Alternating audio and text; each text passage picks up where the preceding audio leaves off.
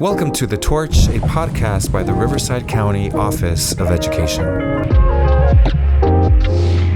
Hello and welcome. I'm Dominique Samario, the Administrator of Community Engagement and Partnerships at the Riverside County Office of Education. Here on The Torch, our goal is to highlight the issues our families and educators are talking about and explore them with education thought leaders.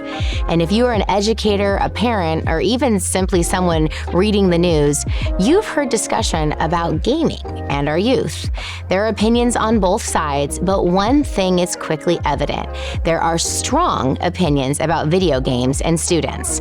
And that's where our guest comes in. I am honored to have Dr. Ann Maria DeMars, president of 7 Generation Games, on the show today.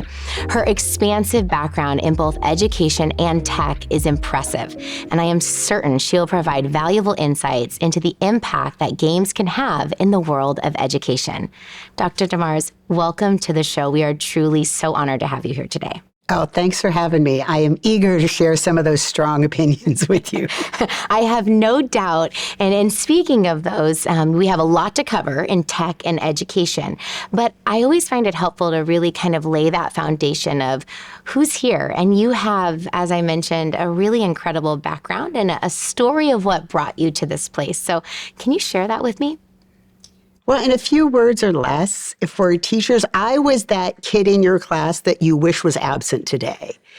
I was in juvenile hall. I was in foster care. I was always getting kicked out. I finally got expelled from school because back in the day when I was young, if you acted up, they could give you swats with your parents' permission. They had a leather paddle that they hit you with, and I got sent down to the assistant principal who was in charge of that back, and I think it was junior high, what would now be, I guess, middle school.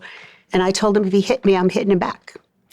And so they told me to come back when I was ready to get hit, and I'm 66, I'm not ready yet. So I went to an alternative school, somehow took the SATs, killed on those, got into college at 16, graduated college at 19.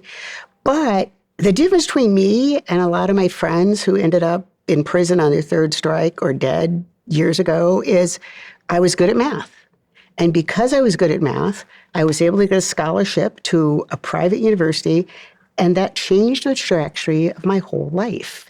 And so once I got to the point where my kids were grown, I was financially in a spot where I could take some risks, I decided this would be the thing that I could do that would make the most difference. There's a line in a book, and I forget the name of the book, but it was where your greatest talent meets the world's greatest pain is where you are supposed to occupy in the universe.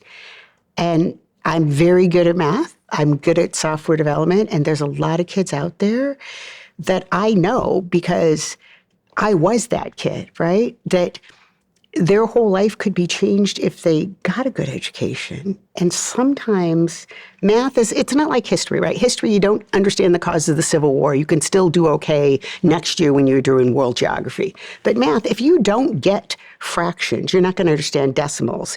If you don't get multiplication, you're not going to understand exponents. If we can intervene with kids when they're struggling and get it from, I hate math, I suck at it, math is stupid, school is stupid, I'm going to quit, to this math stuff isn't that hard, and I think I'll graduate because my mom or my grandma really wants me to. It changes somebody's whole life. Those stories that we tell ourselves, which are based in experience, right? I mean, those are setting the foundation, which is the basis of our trajectory, right? And so tell us a little bit more.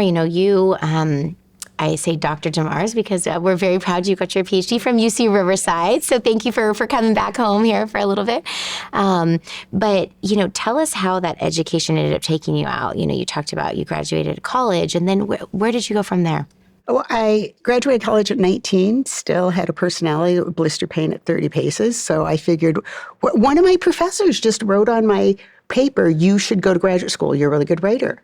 And I asked my grandmother, who went all the way to 8th grade back in Venezuela, I said, what do you think I should do? And my professor said I should get an MBA. She said, Miha, what do MBAs do? And I said, I don't know, but they make a lot of money. And she says, Miha, you should do that. So, I mean, that was it. That was my college planning, right? So I applied to a few schools. University of Minnesota gave me the most financial aid. So I went there, got an MBA, went to work for Honeywell, and then got hired out in San Diego as an industrial engineer for General Dynamics. So a lot of it was luck. I mean, and people say, well, I worked hard and pulled myself up by my bootstraps. Yeah, I worked really hard and I studied really hard. I had to work full time when I was in school. But the fact is, I just took the SAT on a whim. I was very fortunate that I had that professor who took this kid who certainly did not fit into Washington University in St. Louis, infamous for being the least equitable school in the country, highest proportion of people in the top quintile in income, lowest proportion of people in the bottom. But I had one professor that thought it'd be worth telling me, hey, maybe you should go on. That's amazing. I mean, it's really speaks, though. I think that this background informs a lot of the work that you're doing now, about really targeting those students who are so at promise. They have so much within them, right? But we just have to find that way to tap into them.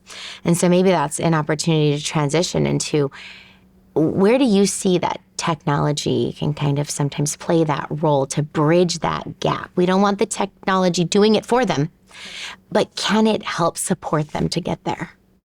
I think it absolutely can. When you're looking at what makes people want to learn something. J.T. Dillon, actually was a professor at UC Riverside, wrote a book called Questioning and Teaching.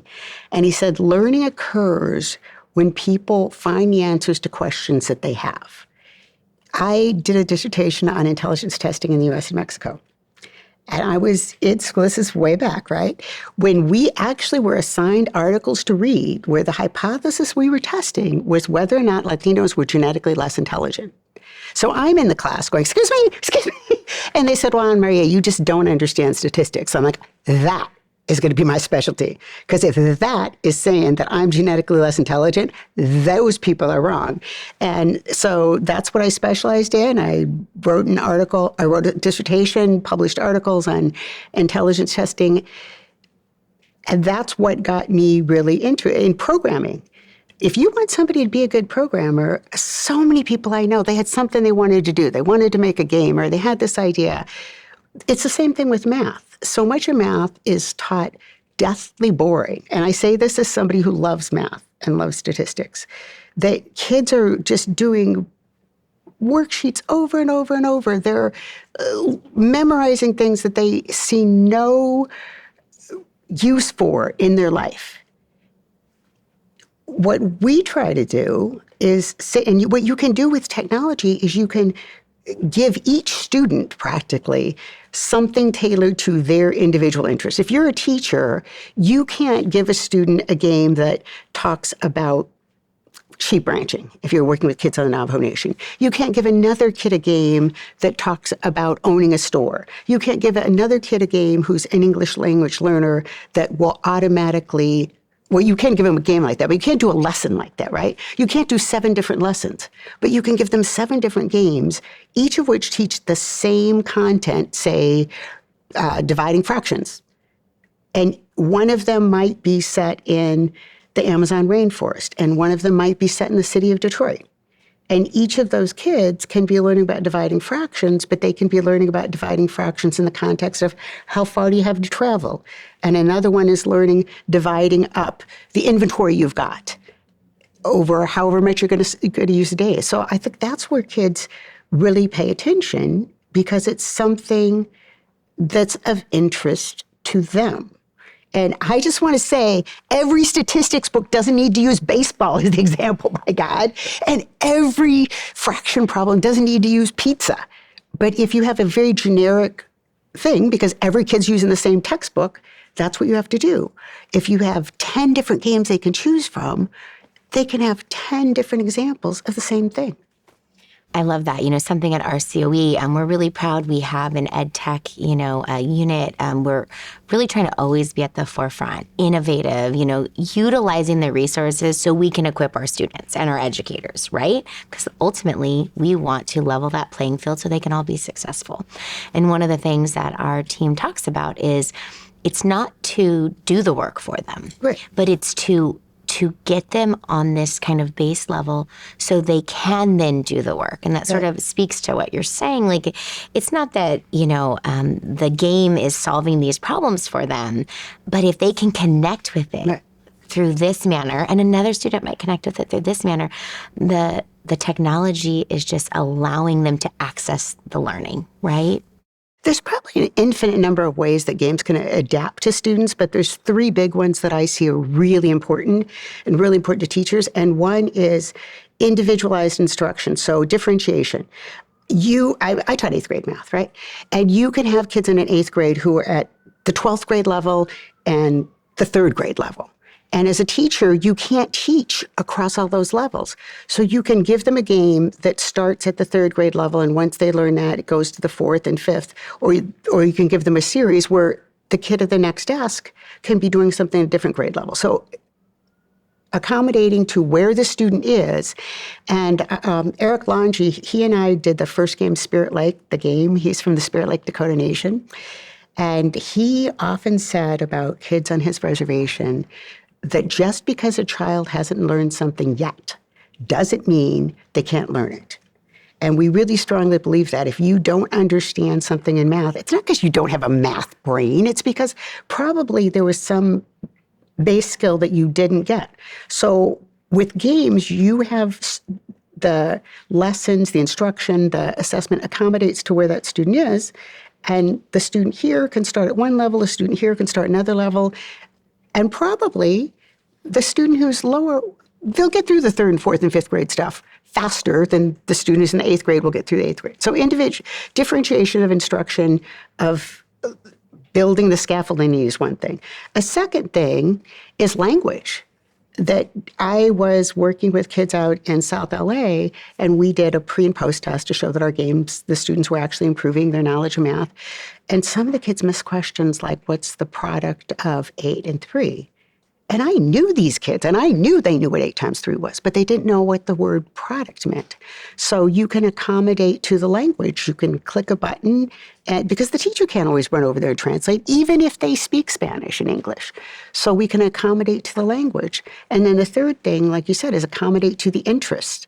Some kids, and we do a lot of work in the Dakotas, and some kids are really interested in powwows and ribbon skirts and farming, and other kids are really interested in driving. Whatever that is, you can accommodate to their interest. And you get those three things together, you remove the language barrier, you remove that missing foundational block, you put that in, and you tailor it to their interest, you've got a winning combination. It's really incredible. A lot of the different elements that you've touched on do relate to equity in who you're serving and how you're serving them. And tell me about that, kind of the work that you're doing like through an equity lens. The coolest thing we've done lately is we're working on something called 7-Gen Blocks, which lets you make games much faster and cheaper. Because if you're just making a game, for example, Assassin's Creed, I talked to the person that was the lead developer in that. They had 800 people work on it for 3 years. It's massively expensive. So if you're doing something like that, there's no way that you can make a game in Navajo for the Navajo Nation. There's no way that you can make a game that talks about Guatemalan history because it's just too small of a market. It's not cost effective. So what we've been working on is developing blocks that could be snapped together. They tell me not to use any proprietary terms of companies that might sue us, but blocks that can be snapped together to build anything. So we've got these blocks of code, and you can take the question block and the visual novel block and the search game block, and anybody can go in and just change the text and upload some images, and now you have a game we did one about a baking show. We did one about ecology. It can be done for not just specific cultures, but for specific languages, for specific interests within cultures. Not every Navajo kid's interested in sheep, but a lot of them are. That's amazing. And, this work that you're doing has some interest, even on a national level. I know you've received some grants and things like that. So can you tell me a little bit about that and why they're supporting this work? It's funny. A significant amount of our funding comes from U.S. Department of Agriculture. And when I say that, people always make that same face, agriculture. But the U.S. Department of Agriculture is not just interested in, what do they call it, sows, plows, and cows. They're interested in rural development. And part of economic development, and I know I'm preaching to the choir here, is education. And so the better educated kids in rural communities can be, the better off for everybody. And one of I talked a lot about Native Americans because Native Americans are much more likely to live in very rural and remote areas. And so we started out on the Spirit Lake Nation in North Dakota.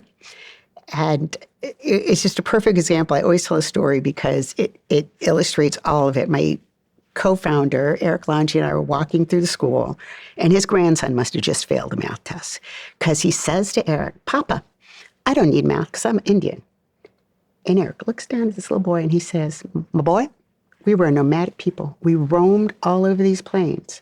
And do you think we just ran into another tribe and said, what a surprise, new Indians? No, because we calculated how long it would take to get from this point to this point. And that is a time, rate, and distance problem." He said, "Do you think this is a harsh climate that we live in?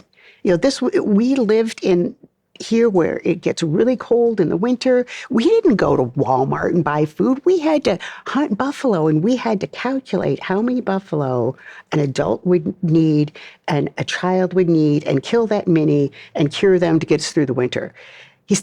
There's always everywhere been math. And that's the lesson that we want to communicate to people, because so many kids, we tell them, you need to learn this math lesson because it will prepare you for the next math lesson. I was talking to one of my grandsons, and he was saying how he didn't like math. He didn't want to do it. And they live out here in Riverside, actually. They got a farm. And I said, "Didn't you and your dad build a fence to keep the cattle in the other day? And you have to figure out how many fence posts you need, right? And they come in a pack of 6. I've learned more about farming during these games. And you have to figure out how many feet of wire you need. And that is an equation. And we wrote it all out. So the U.S. Department of Agriculture was very interested in the work we were doing to make math relevant to not only Native American kids, but rural kids in general. And I know you're in Riverside County, but obviously, San Bernardino County is the largest county in America, right? And so there's a huge number of kids in rural communities. And I would presume, and you would know the demography better than me, but I'll bet you there's a lot of kids in Riverside who have relocated from rural communities. Absolutely. And we actually have a huge, amount of migrant workers and, their children. And no, it very much is applicable here. And I think, part of what you're saying, too, is that, you can kind of bring that practical side to math. And math it's a foundational skill. Of course, we focus on literacy, but, we have a huge focus on math, even financial literacy, right? And these games can really support that type of education. And with literacy, it's not just, I'm sorry, I always hated English class. It's not just no judgment. reading, it's a judgment-free zone here. Don't worry. It's not just reading Shakespeare, those types of things. Part of literacy, like I said, is knowing those specific terms, like what's a product, what's a quotient, what's a divisor. And if they don't know that, they're going to struggle in math, because I think those two go together. I have been using math my entire life. I was an engineer. I'm a software developer. I run a company. It's a big part of my life. Never in my life has somebody run into my office, said, "What's 7 times 6?" and then ran out again, right? And yet that's how we teach so much math. So much of math is word problems. People say, "I always hated word problems." Well, I hate to tell you, that's where your math is going to be. We don't go through life and there's a 7 times 11 up there. No, you're doing your taxes. You're figuring out what is the commission that your agent is going to get. I talk to so many kids who they're going to be professional athletes. I said, you know what? Even if you are a professional athlete, you need to figure out how much is your agent going to get? How much is your manager going to get? How are you going to get your taxes done?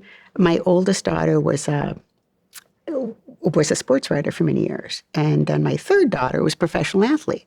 And when she started, when her younger sister started to make a lot of money, Maria sat down with her and she said, Rhonda, let me tell you this. I've covered so many athletes, their multi-million-dollar contract, and 5 years later, I cover that same athlete's bankruptcy. So even if they're, which we all know that the tiniest fraction of those kids that say they're going to be a professional athlete are, but even if they are, they're going to need math. And that math is going to come in the form of word problems, like it or not. Yeah, no, absolutely. But I love, just that practical knowledge. And I mean, I feel like your stories must be so inspirational. Do you get a chance to connect with the students that, who you're serving and just, you're so passionate about them? I know you were a teacher, which is amazing. We make everybody who works for us, you cannot work for us longer than a year without going into a classroom or a computer lab or a library and watching kids use the games you made. And it is a humbling experience, let me tell you. Things that you thought were obvious are not obvious. The story I love to tell, because it's not about me, is I am always telling our developers that you need to think about who's using the games. It's a kid. It's a fourth grader, fifth grader, sixth grader. It's a kid. You need to have language at their level. You need to have math at their level. The difficulty needs to be at their level. And often I get they don't exactly say, you're old, you don't know, but, oh, well, I would have loved this when I was a kid. I could have, well, given the fact that you have a degree in computer science, perhaps you weren't a random representative sample of children. So we have one of our developers. We're on the Turtle Mountain Reservation, and this little girl comes up to him and says, did you make the game Fish Lake? And he says, well, I was one of the developers on it. And she says, did you make that part? We have to jump over the snakes. And he said, yeah. And he's very proud of himself. She says, what made you think that game was fun? That was the opposite of fun. I died 9 times. And I told you, there were too many snakes in that game, and it was too hard for a fourth grader. So yes, whether it's and when I knew that we were onto something, I was at a school in South LA, and they were using the games in their after-school program. They had a computer club or something. There's these little fifth graders, and they're playing the game, and they trying to get past, because you have to answer questions like, if there's so many, well, this wasn't a Fish Lake, but I'll give you an example, that there's an epidemic, and this is crazy, we did this years before the pandemic, right? There's an epidemic, and you need 4 of this herb to make medicine. We actually worked with Lorraine Graybear at Spirit Lake to find out what herb they actually used. So you need 4 of this herb to make medicine. There's 24 people sick. How many do you need? And this little girl gets up, or she says to me, do you have a pencil and a piece of paper? And I said, no, I'm sorry, I don't. And she says, I'm going to go to the office and get a pencil and a piece of paper so I can work this out. And then 3 other kids say, bring me back some too. So that's when you know you're onto something. Or I've been in computer labs in schools where I see the students playing one of the games, and then they'll call the teacher, Miss, can you, I tried, I couldn't get this problem, and I did it 3 times. And I can tell you, this is not, and I can guarantee you, this is an issue in Riverside, because it is an issue everywhere. A big problem that math teachers have, and I'm guessing English teachers too, history teachers, but I know it's a big problem for math teachers, kids just don't do the work. You have kids who are like pancaked on the desk, and they turn in their worksheets with nothing on it but their name, if that. When you get students who not only are doing it, but they are calling the teacher over willingly to help them, and not just one student, but a bunch of them, and of course a lot of students, they're at grade level, they progress through, but when you get those students who are struggling, that are asking for your help and want to do it, that's when I knew we were onto something. I love that. We always talk about, how do we break down that barrier, right? And there are a multitude of barriers, and, we're not talking about all of them today, but some of them can just be that interest, that applicability to life. And if you're able to break that down so that student can then learn, that's the goal. We're just trying to get them there because we know they have it within them, right? It's there. How do we just get them to that point? So I love that. And I love that, you're just so passionate about it. What are you, kind of like, what's next? Like, what are you so passionate about that's upcoming? Well, a super cool thing we're doing doesn't have a lot of math in it. It does have some. But we just got funded by the Teaching with Primary Sources program from the Library of Congress to make a game about Native American and rural history. So we'll probably end up making more than one game. But the first one we're focusing on is Native American veterans. And there's so many things. I was very focused on math all through school, right? So history, I'm learning so much. I didn't know that Native Americans, a third of Native Americans didn't have citizenship until 1924. They weren't recognized as citizens. They didn't get to vote. And yet, 12,000 Native Americans volunteered during World War I. 10,000 more volunteered with the Red Cross. And there were some amazing stories, like Joseph Oklahombi and 23 other soldiers. He was the most decorated Native American in World War I. He was one of the things, just one of the things he did, is he and his 23 fellow soldiers managed to kill 79 German soldiers and take prisoner another 171, which if you're good at math, it's like 10 to 1, right? How did this guy just, there's another one, now I forget his name off the top of it, there's another soldier during the Korean War who defended his position. And the crazy thing about it is at one point he was wounded. He was holding onto a tree to hold himself up so he could fight off the enemy with a machine gun. So there's these amazing stories. And what a gentleman that I was working with on the Warm Springs Reservation kind of brought this idea up because he said, when I was a kid in school, we didn't learn about Native Americans in a positive way, except for 500 years ago. And there are a lot of people, John Harrington, who's an astronaut in the military. There's so many people that kids don't learn about. And I think the students are going to be really fascinated about this. And then the reason World War I is important, talk about connections, is because after that, because that was 1917, 1918, right? And you realize 1924 is when the Indian Citizenship Act passed. So it's only been 100 years that Native Americans have all had the right to vote and be citizens. And there were people in Congress that even used examples of soldiers, sailors from World War I saying, how can we in good conscience have these men and women, there were a lot more women in World War II, actually, but how can we have them defending our nation? 5 times as many Native Americans died in battle in World War I because they volunteered for the most dangerous missions. Well, there's controversy about that. Some people say they volunteered for the most dangerous missions. Some people say they were assigned to the most dangerous missions. But regardless, the fact is they were five times as likely to die in battle. And what some of the congressional representatives said is, this is the ultimate hypocrisy. We have to recognize Native Americans as citizens. So there's connections there that kids can learn and be proud of, and not everything in history has been bad. And it's not whitewashing history. It's learning the other part of history. It's so powerful, and your passion is so powerful. And I just love your goal of just looking at everything through an equity lens, which is so impressive. And we appreciate that. You know, one of our 4 initiatives here at RCOE is equity and inclusive practices. And so it's really powerful, the work that you're doing. I think that, you know, as we kind of bring this episode to a close, we ask a lot of our educators, and we've actually learned that a huge portion of the individuals who watch this show are educators, because again, we're kind of bringing those topics right to them. But we ask a lot of them, and there's always a new guideline and a new, you know, call it mandate. You know, there's requirements, we'll say, and learning new technology, adding in new technology, while many of them are eager and they want to do it, it is one more thing. So what can you share with them to kind of just try to say, hey, you know, being open to this and, you know, it can really serve you, it can serve your students. What would you tell our educators about education and technology? It's not a panacea. Anybody who thinks that any software, AI, games, you name it, is going to replace a good teacher in the classroom is delusional.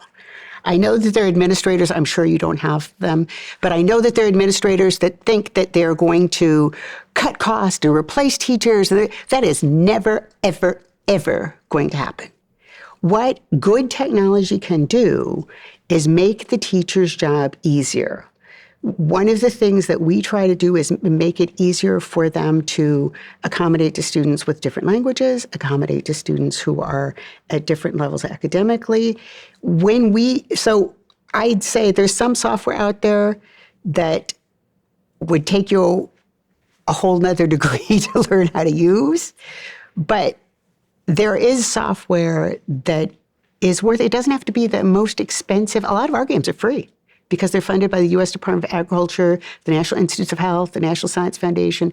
It doesn't have to be expensive. There are resources out there that can make teachers' lives easier, that can make it easier for them to do assessments. It can make it easier for them to accommodate for individual differences. Here's something we do, and I hope you do it as well.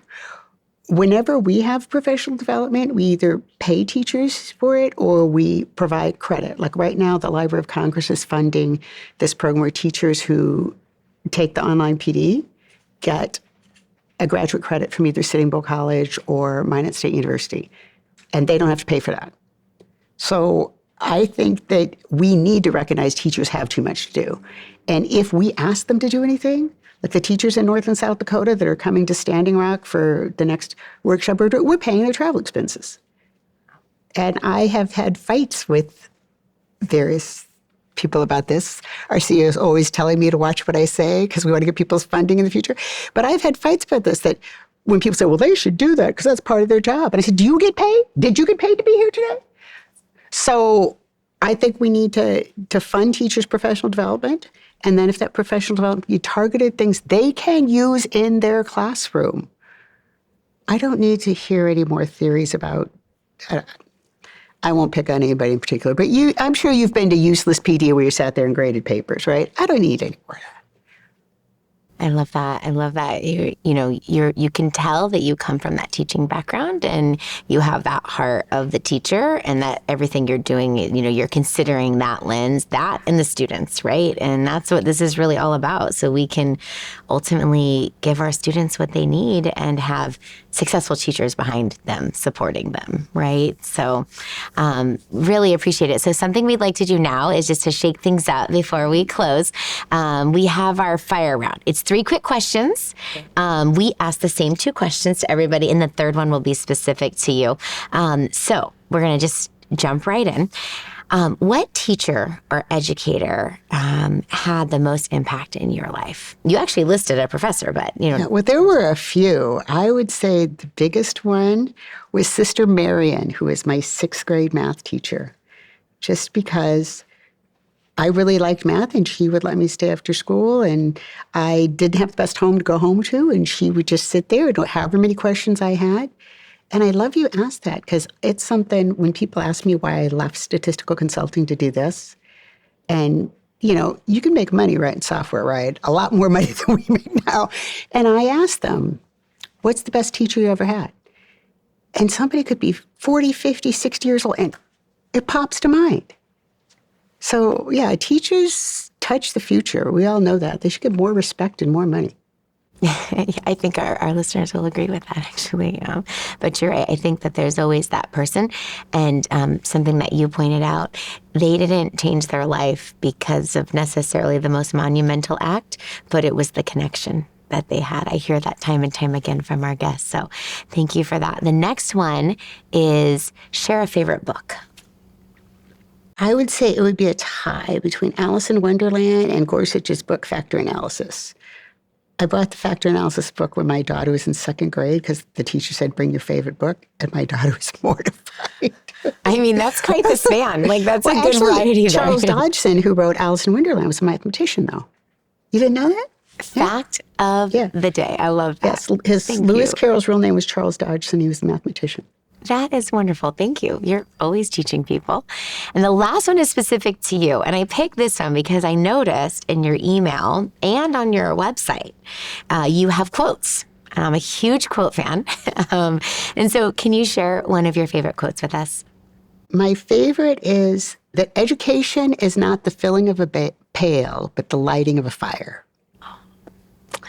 Well, That's beautiful. It also fits right in with the name of our show, The Torch. That is what our goal is, every single day here at our COE. And we're just so honored that you would be willing to spend your time with us and to really, dive into a topic that can be, like we said, can be divisive. It can be, there's also a lot of, maybe misconceptions about technology in the classroom and what it can and can't do for our students. So just thank you so much for being here. We really, really appreciate it. Can I add something? Absolutely. All right. Well, because one thing that's frustrating to me is often with educators, there's this view that people in ed tech companies don't care about education. They're just in it for the money. And there are people like that. But a large number of people in ed tech are people who really care about education.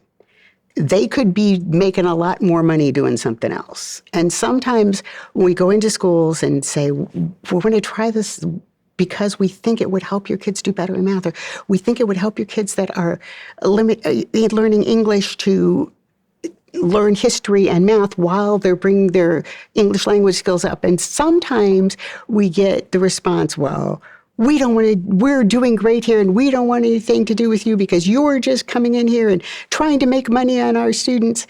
And there are companies like that, but I think a lot of ed tech companies are really on the same page as the teachers. They're just trying to figure out how can we help the next generation be better prepared. So I think if we had better relationships, that would be a good thing all the way around. I love that. Well, this is a good start for that. So thank you for that. Thank you, Dr. Nemarez, for being, like I said, on the show, but also just for bringing your passion. It's palpable. You can feel it, when you're in your presence. And we are just so grateful for your work to engage students in an equitable manner. So just absolutely on par with the Riverside County Office of Education. So thank you again for being here. Well, thanks for having me. Of course. And thank you for listening in. The Torch is a monthly series from the Riverside County Office of Education. So make sure to follow us on your favorite streaming platform, including YouTube, Spotify, Apple Podcasts, and more. We are honored to share these important discussions so we can all support our families, teachers, and everyone passionate about delivering the very best for our students.